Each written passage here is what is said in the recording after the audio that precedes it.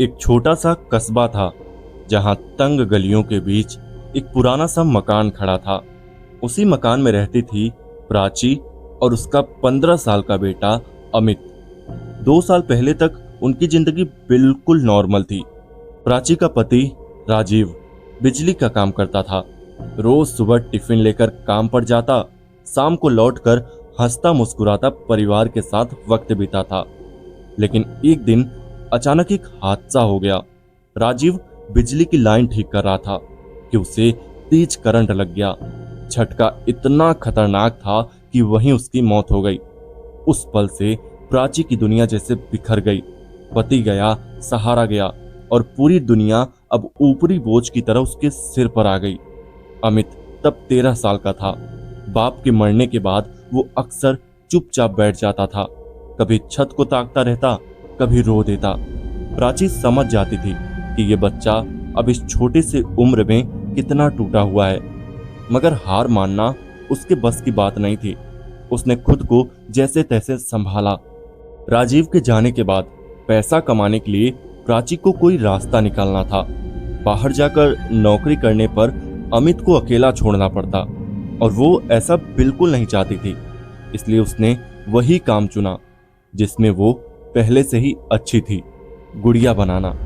बचपन से उसे कपड़े और धागों से डॉल बनाने में मजा आता था। उसने सिलाई मशीन उठाई, कपड़ों के टुकड़े काटे और घर पर ही छोटी छोटी गुड़ियाएं बनाना शुरू कर दिया।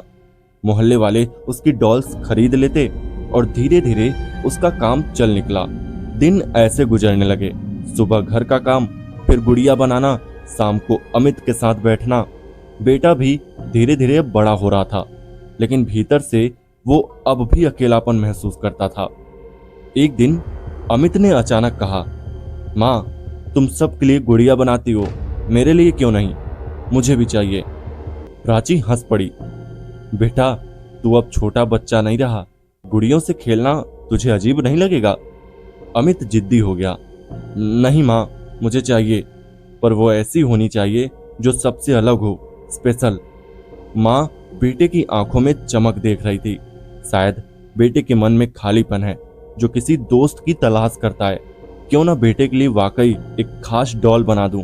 फिर कई रातों तक उसने मेहनत की।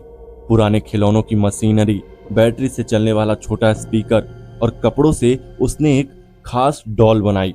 जब गुड़िया तैयार हुई तो सच में अलग लग रही थी। बड़ी आंखें, गहरी मुस्कान और लाल कपड़े, जैसे जिंदा हो। प्राची ने अमित को वो डॉल दी और बोली, ये तेरी दोस्त है, इसका नाम तू रख। अमित की आंखों में खुशी झलक पड़ी। उसने डॉल का नाम रखा परी।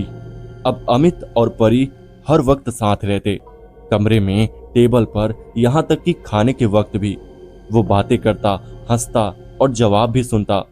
गुड़िया के स्पीकर से रिकॉर्डेड आवाज आती, मैं तेरी दोस्त हूं अमित। पड़ोस वाली आंटियां कहती, बहुत प्यारी डॉल बनाई है प्राची, बेटा कितना खुश है।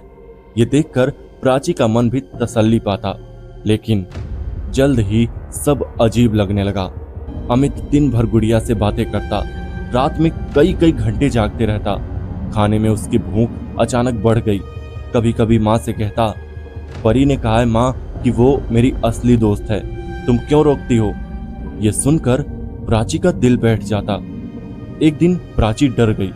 बेटा बार बार परी की बातें करता और कहता, माँ, अब मुझे सिर्फ परी चाहिए। प्राची ने डॉक्टर को बुलाया। डॉक्टर ने अमित को देखा और बोला, सब ठीक है, थोड़ी देखभाल और प्यार दीजिए। लेकिन माँ का दिल मान गया। नहीं, उसे लग रहा था कि कुछ है इस गुड़िया में। एक रात प्राची सो रही थी। अचानक नींद खुली तो देखा कि अमित उसके पास खड़ा है, हाथ में चाकू। उसकी आंखें खाली खाली थी। प्राची हड़बड़ा गई और जल्दी से बिस्तर से हट गई। उसने किसी तरह चाकू छीन लिया। अमित धीरे से बोला, माँ, डरो मत, ये तो खेल था, परी ने कहा था। ये सुनते ही प्राची की रूह कांप गई। कुछ दिन बाद एक और हादसा हुआ। प्राची किचन में थी, तभी उसने देखा कि अमित उसके खाने में कुछ डाल रहा है। पास जाकर देखा तो वो जहर था। प्राची अंदर तक हिल गई। उसने खाना फेंक दिया। अब यकीन हो गया कि ये सब गुड़िया करवा रही है।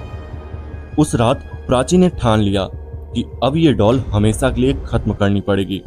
उसने गुड़िया उठाई और चूल्हे की आग में डालने लगी, लेकिन तभी अमित जाग गया। उसकी आंखें खून जैसी लाल थी। माँ, परी को मत जलाओ, परी मेरी है। वो जोर से गुड़िया छीनने लगा। दोनों में खींचतान हुई और तभी संतुलन बिगड़ा और अमित सीधा आग में जा गिरा। एक पल के लिए चीखें गूंज उठी। प्राची दौड़ी, बचाने की कोशिश की, लेकिन सब खत्म हो चुका था। अमित आग में जल गया। उस रात के बाद प्राची पूरी तरह टूट गई। उसकी जिंदगी से पहले पति गया, अब बेटा भी चला गया। वो सदमे में इतनी डूब गई कि धीरे धीरे उसका दिमाग सही से काम करना बंद हो गया। दिन रात वो घर में बड़बड़ाती रहती, परी ने मेरा बेटा छीन लिया, परी बुरी है। मोहल्ले वाले कहते हैं कि उस मकान में आज भी वो गुड़िया रखी है। डॉल की आंखें पहले से ज्यादा डरावनी लगती है और आधी रात को उस घर से बच्चों की आवाज सुनाई देती है। और प्राची, वो अब वही पागल औरत बन चुकी है। जब भी कोई पूछता कि घर क्यों नहीं छोड़ देती, वो अजीब सी हंसी हंसती, ये घर मेरा नहीं, परी का है। तो दोस्तों, कैसी रही ये कहानी हमें कमेंट करके जरूर बताइएगा। और चैनल पर नए हैं तो चैनल को सब्सक्राइब भी कर लेना। तो चलिए मिलते हैं ऐसी किसी और कहानी में, तब तक के लिए बाय।